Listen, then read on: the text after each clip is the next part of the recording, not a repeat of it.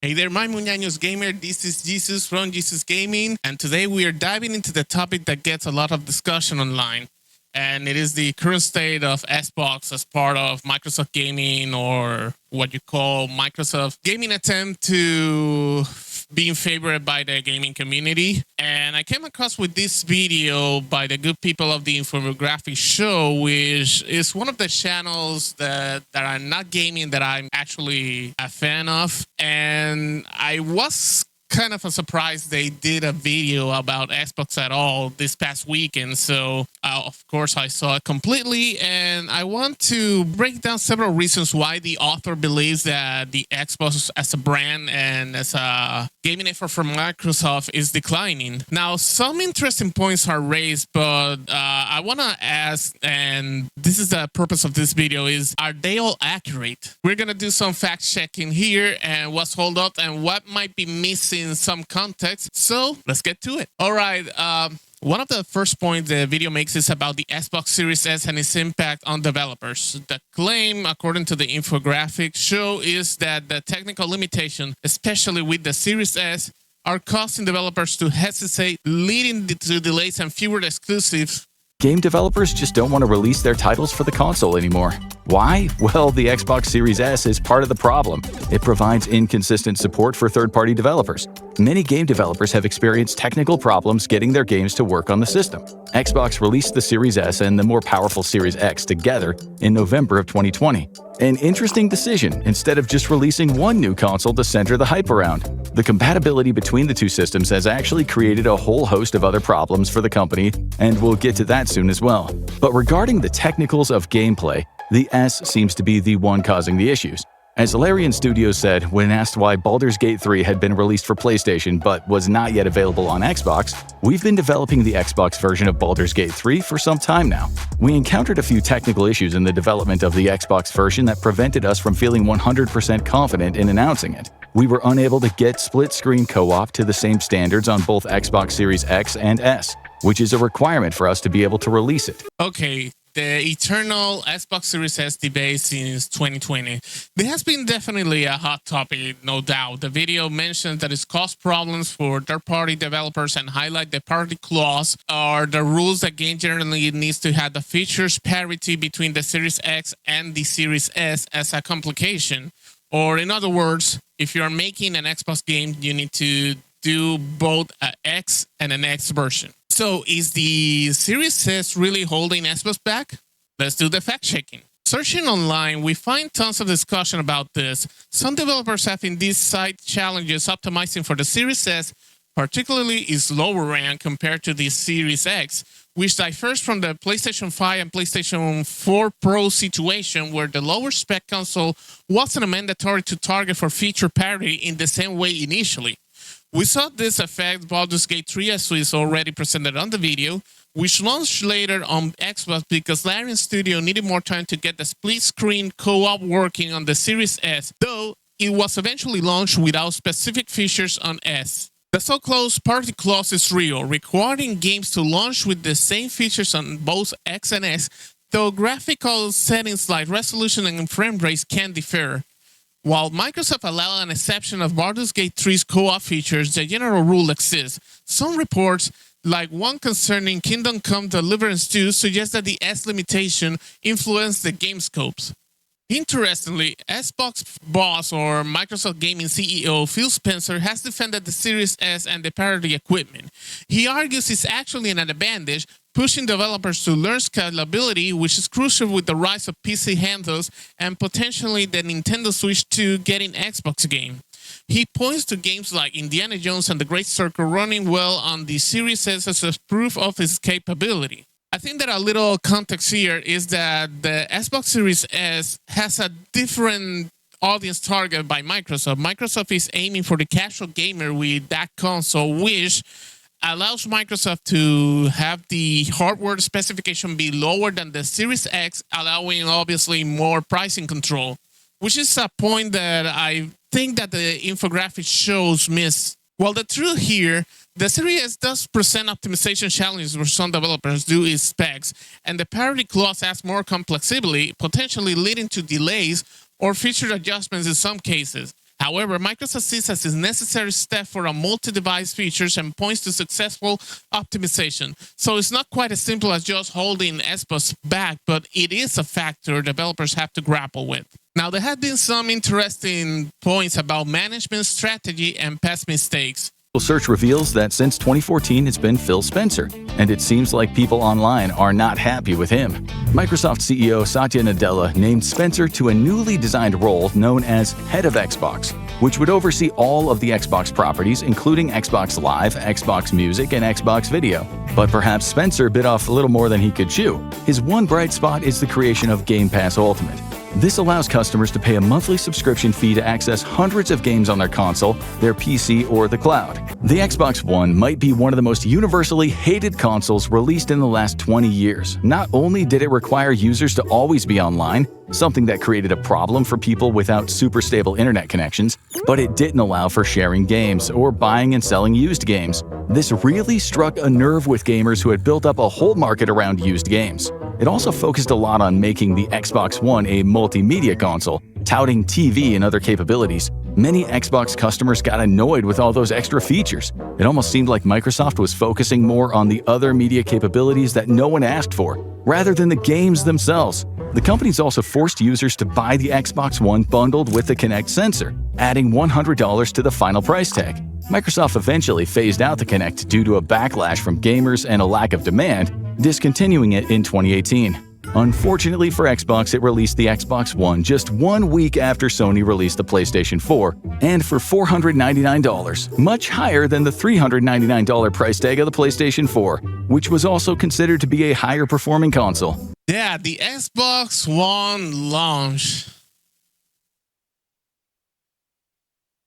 That's definitely left a mark, and the current strategy with games going multi-platform and the big focus of Game Pass and cloud feels very different from the traditional console approach, especially regarding big system sellings exclusive. Now some fact-checking. Yes, Phil Spencer has overseen major changes, including layoff and the decision to bring first-party games like Seed of Thieves, Hi-Fi Rush, Penitent, and Grounded to PlayStation and Nintendo Switch.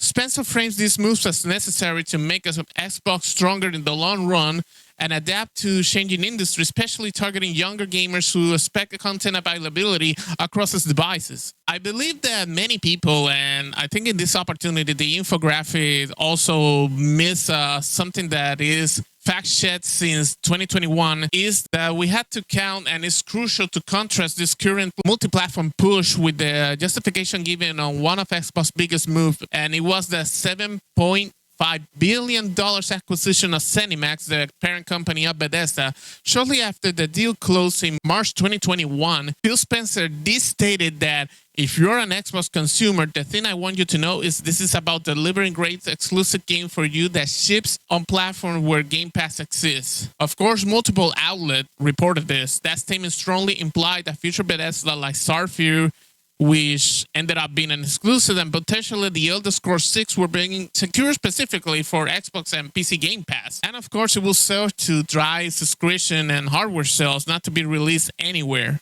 But in the justification on buying ZeniMax Studio and Bethesda, Phil Spencer said that games that are currently multi-platform like Doom or most of Bethesda's Inner Studio will be considered case by case if they are releasing elsewhere. And the most recent example is that Doom: The Dark Ages is being released multi-platform because, and I'm quoting Phil Spencer again, it is a game that deserves to be played by everyone. About PC and cloud focus, Microsoft is undeniably pushing an ecosystem strategy. Game Pass, Xbox Cloud Gaming via the Game Pass Cloud, and PC integration are central. That's not denying of that. The idea is to reach players wherever they are, not just on an Xbox console. This does change the value proposition of the console itself. It becomes less about the exclusive games and more about the best places to access the Xbox ecosystem and Game Pass, offering optimized performance. Focusing again about the Xbox One launch, indeed, infographics show points about the Xbox launch, and it's largely accurate. It is sadly a fact-check thing on the history of Xbox and Microsoft via Microsoft Gaming's efforts. It launched at a higher price, $499 versus PlayStation 4 $399, mainly to the bundled mandatory Kinect system. There was a huge backlash against the initial always online requirement or needing to connect every 24 hours and restriction on used game, which Microsoft eventually reversed before launch. The heavy focus on TV and multimedia features instead of games at the reveal event also alienated many core gamers. And privacy concern about the always-on Kinect sensor were amplified by the NSA surveillance revelation happening around the same time. Hello, Edward Snowden? It was a raw start that cost Microsoft a significant goodwill and market share early in that generation. That being said, Nintendo and Sony are not free of sin because basically there was a one time that I just replaced all my entertainment rig at my living room with just a PlayStation 3. And Nintendo Wii was kind of a hub again to have another Netflix entertainment center. So I think that to blatantly blame Microsoft on being on the entertainment first or entertainment coexisting with gaming is not something that is exclusive on Microsoft on Xbox. But overall, the video is right about the Xbox launch was damaging. The points about current strategy are also factual. Microsoft's current focus right now is heavily on Game Pass, cloud and PC, and now multi-platform release, including smart TVs from Samsung and LG being Game Pass cloud. Whether this is a mismanagement or necessary evolution is debatable at best, but a significant shift from the old console model, and it does change the reason why someone might buy an Xbox console specifically.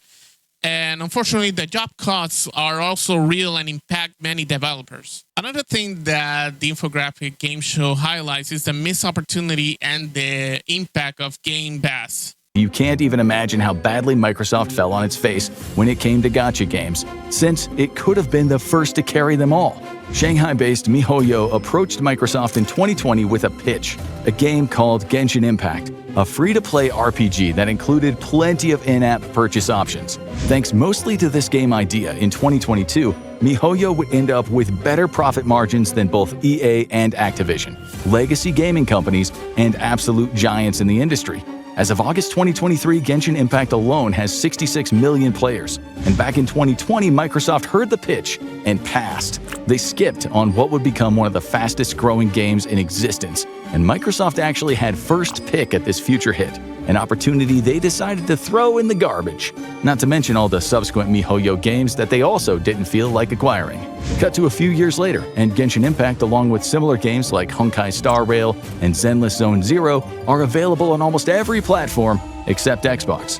When it was originally released, users could play Genshin on PCs, iPhones, Android, and PlayStation, but not on the Xbox. The game was finally released on Xbox in November 2024, but that was more than 4 years after its release on other platforms.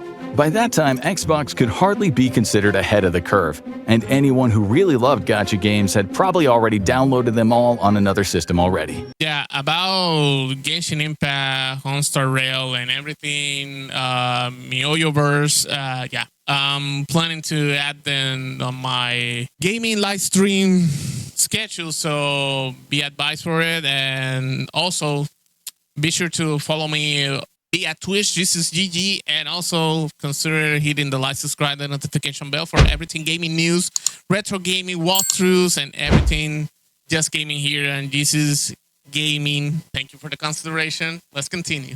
Well, passing on Genshin Impact, it's true that's a huge what if, and the Game Pass debate. Is it too good of a deal? Does it hurt the game sales overall? Reports, including one of the routers cited by Windows Central, do indicate that Microsoft did pass on initial pitch from MiHoYo to bring Genshin Impact to Xbox around its launch in 2020. Given Genshin Impact's monumental success on PC and mobile, and later on PlayStation, this is widely seen as a significant strategic fumble, effectively ceding grounds to the hugely popular gacha RPG genre on consoles to PlayStation. However, it's worth noting that Genshin Impact is now available on both Xbox Series S and S.